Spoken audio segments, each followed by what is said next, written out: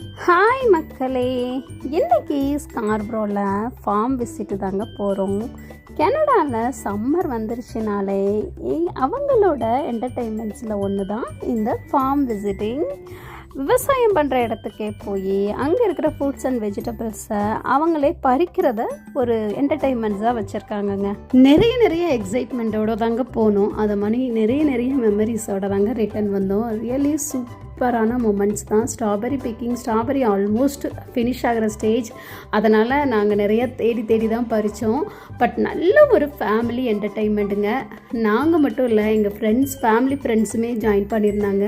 நீங்கள் கனடாவில் இருந்தீங்கன்னா சம்மருக்கு இந்த ஆப்பர்ச்சுனிட்டியை மிஸ் பண்ணவே பண்ணாதீங்க. ஸோ பெரிஸோட சீசன் இப்போ முடிஞ்சாலும் அடுத்து ஆப்பிள் பேக்கிங் இருக்குது.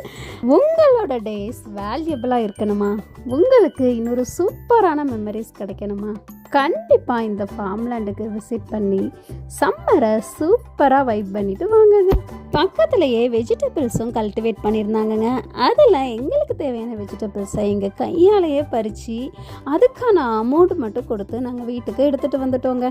ஒரு நாள் முதல்வர் மாதிரி நாங்கள் ஒரு நாள் விவசாய வாழ்க்கையை சூப்பராக வாழ்ந்துட்டு வந்தோங்க.